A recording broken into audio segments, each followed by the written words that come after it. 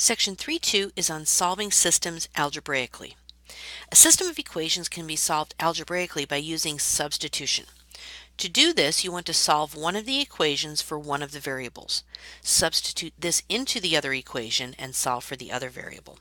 This method works best when the coefficients of one of the variables is 1. So let's take a look at this example here. So solve this system using substitution.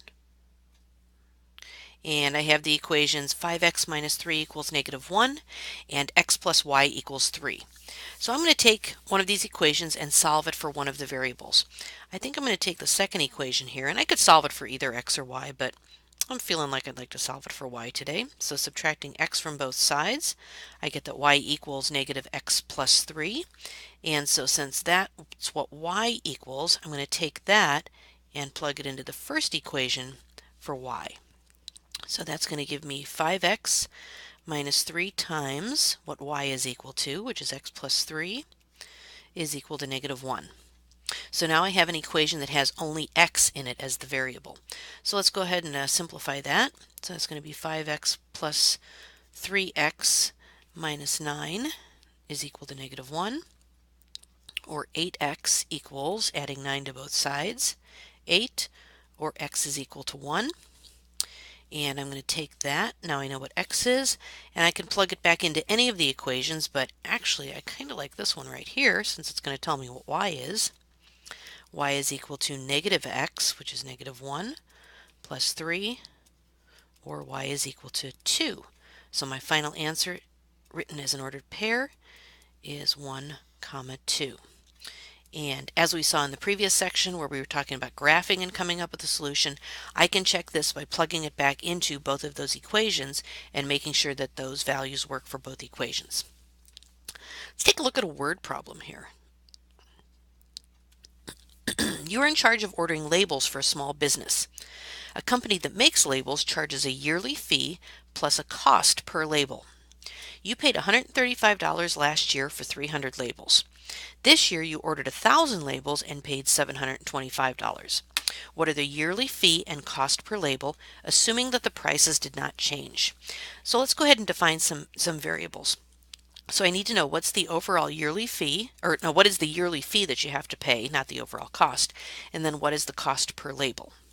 So I'm going to say let x equal the cost per label. Okay, and then let's say let y equal the yearly fee. So this year, or last year, I paid $375, okay, and I bought 300 labels, which means that I paid the yearly fee and I bought 300 labels, and each label was X. So my total cost was the yearly fee plus 300 times the cost per label. The second year, so this past year, I paid $725. The yearly fee stayed the same, and I bought 1,000 labels. So now I have a system with two equations and two variables, and I just have to solve it. And I'm really liking substitution because the coefficient of x in each case is 1. So I think I'm going to go ahead and solve the first equation for y. Okay, so subtracting 3x from both sides, I get that y equals 375 minus 300x. And I'm going to take that and substitute that into the second equation for y.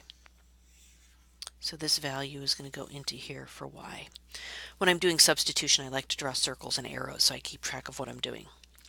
So 725 is equal to 375 minus 300x, that's my y, plus 1000x. Now I have an equation that has just one variable in it.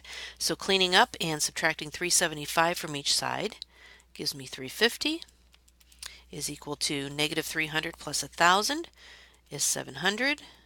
And dividing both sides by 700, 350 divided by 700, x is equal to 1/2, or 0.5. Now let's plug that back into Let's go ahead and plug it back into this equation right here. Take this, plug it into there for x. So that's going to give me that y equals 375 minus 300 times 0.5, or y is equal to 225.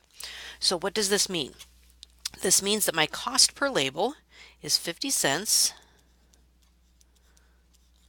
Remember, we're dealing with dollars here, so 0.5 is going to be 50 cents. 50 cents per label, and my yearly fee is $225.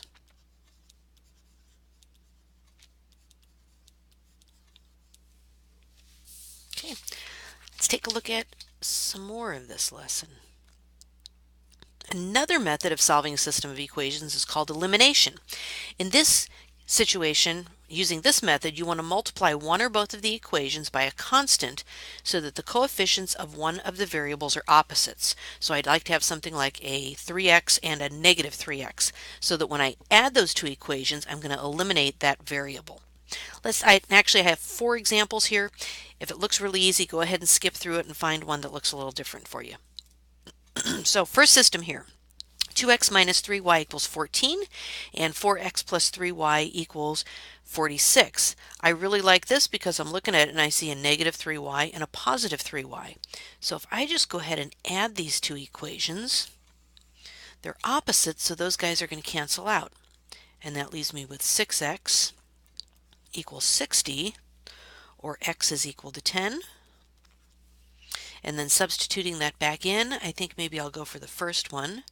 So 2 times 10 minus 3y equals 14. 20 minus 3y equals 14, or a negative 3y equals, subtracting 20 on both sides, negative 6, or y is equal to 2. And my final answer is the ordered pair 10, 2. Pretty straightforward. Here's another example. This one isn't quite as neat and tidy because you'll notice my coefficients of x are 7 and 8. My coefficients of y are 5 and negative 9. So there isn't really, I can't just go ahead and automatically add them and eliminate one of the variables. So I think what I'm going to do is take my first equation here and multiply it by a 9. And take my second equation and multiply it by a 5. So what's going to happen is that's going to give me a positive 45 here and a negative 45 here, so my y's are going to eliminate. So multiplying and distributing 3 times gives me 63x plus 45y equals 18. One of the problems you run into with elimination is you can sometimes end up with big numbers, so be sure you have a calculator handy. And then multiplying my second one by 5 gives me 40x minus 45y equals 85. Now when I add these two equations, my y's get eliminated, and I have 103x equals, that adds up to 103. So nice and easy, x is equal to 1. And you can plug that 1 into any of the 4 equations that you have, but let's go back to one of our original ones. I'll take my first one, so 7 times 1 is 7, plus 5y equals 2, or 5y equals negative 5, or y is equal to negative 1. Final answer, 1, negative 1. Okay, and let's take a look at our third example here. These are kind of nice looking numbers because I'm seeing a 6 and a 3, and even though they're not the same, I know that I can multiply 3 by 2 and get a 6. 2 and 4, kind of the same idea.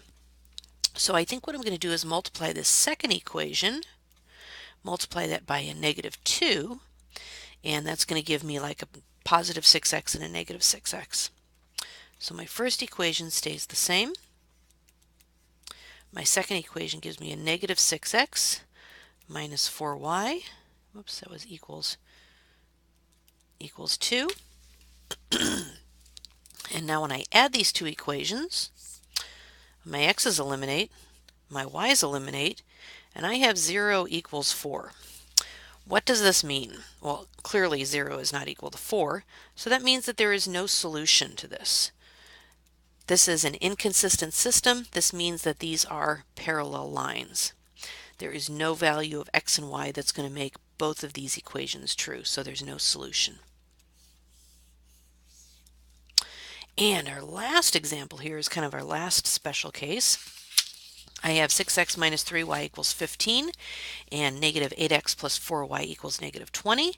I think I'm going to try to eliminate my x's, but to avoid, and I'm seeing a 6 and an 8, I could, multiply the top one by 8 and the bottom one by 6.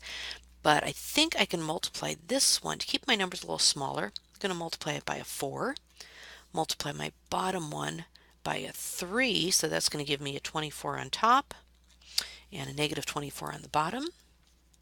So 24x minus 12y equals 60.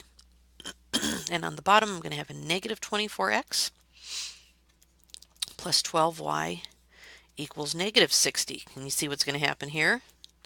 Now when I go to add these, not only do my x's eliminate each other, my y's eliminate each other, but this turns into a 0. So I have what is basically a true statement. 0 is indeed equal to 0. So that means that these two equations are the same line. Just two different forms of writing the line the same way. That means that this system has infinitely many solutions.